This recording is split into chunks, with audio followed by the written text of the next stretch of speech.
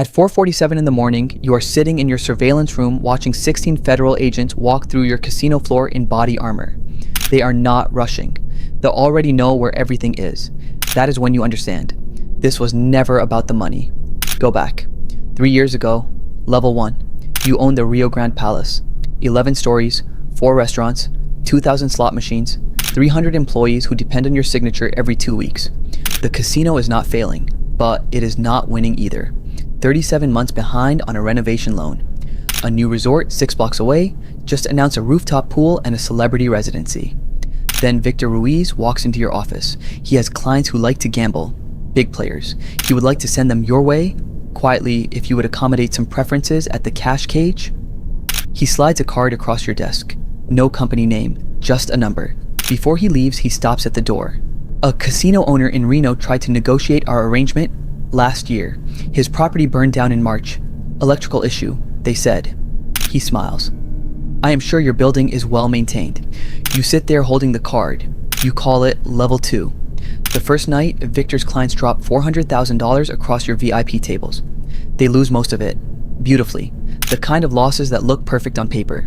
Here is what you do not ask. Where did the cash come from? 3 days later, one of Victor's players, a quiet man in his 40s who sat at table 9 all night and barely spoke, does not check out of his hotel room. Housekeeping finds it empty, his luggage still there, his phone dead on the nightstand. A detective comes, asks routine questions, leaves. The man is never found. Victor shakes your hand on his way out. He smells like cedar. His watch costs more than your first car. He says, same time next month. You say yes, level 3. By month 4, the amounts are growing. 600,000, 800. Once, over a single weekend, 1.2 million in cash through side entrances and duffel bags your cage manager counts by hand. Your renovation loan gets paid off. You buy your wife a bracelet she cried over in a shop window last Christmas. She asks how. You say the quarter was strong. She looks at you a moment longer than she should, then puts it on. That pause is the last moment she fully trusts you. Then one Tuesday night, your head of floor security calls you to the VIP corridor. A man is unconscious near the service elevator. One of Victor's associates stands nearby, calm, straightening his jacket.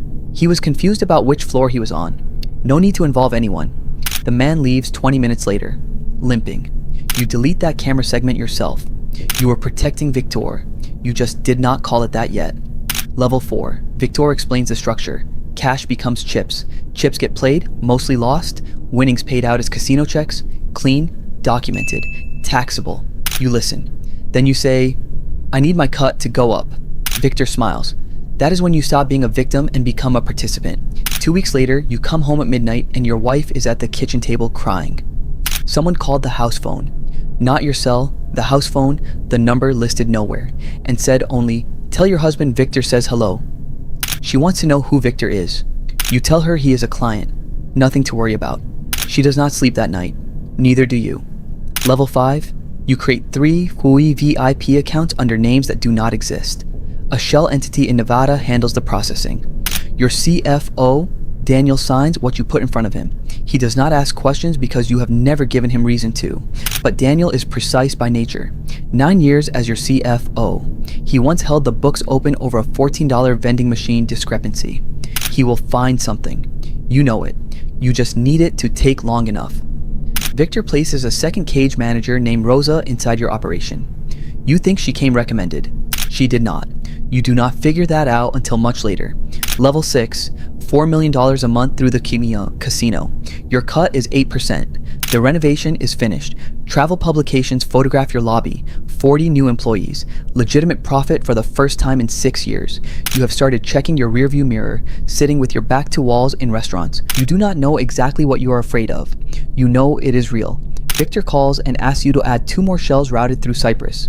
You do not hesitate. That phone call is recorded.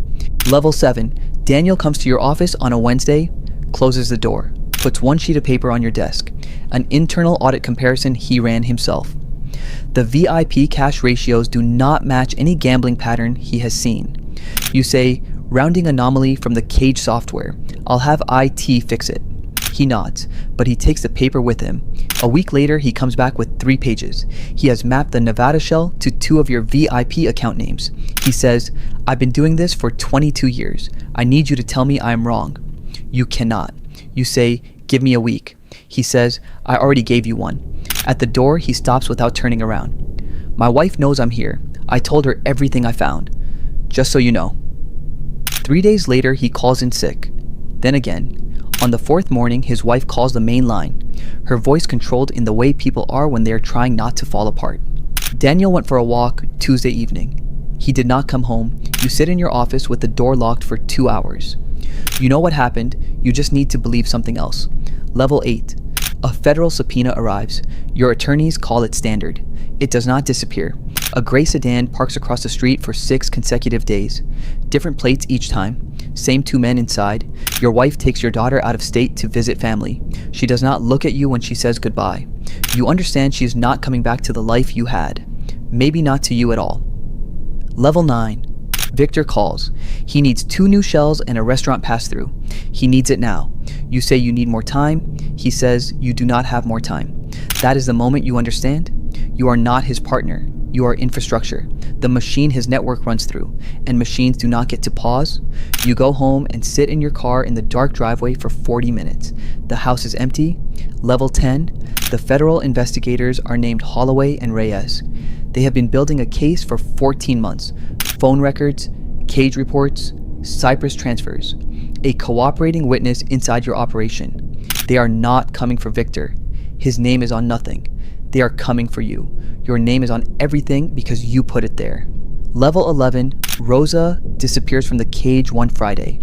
Then Garrett, your surveillance technician, 6 years with you, you paid for his back surgery, hands you a USB drive.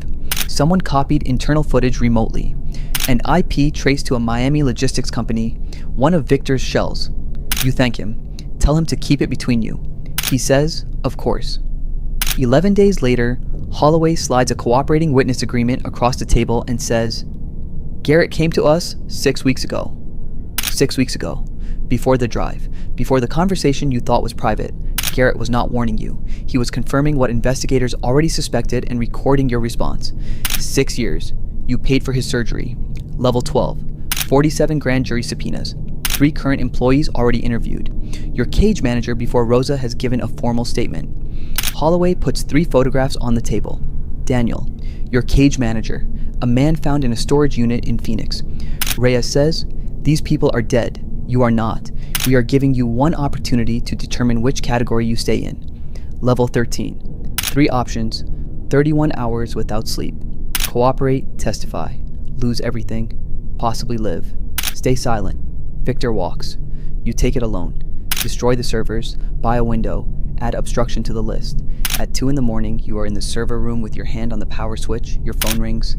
Victor, he says, don't. One word, he can see you. He is always watching. Level 14, you let go of the switch, sit on the floor. The lights hum. You think about Daniel at your office door telling you his wife knew where he was.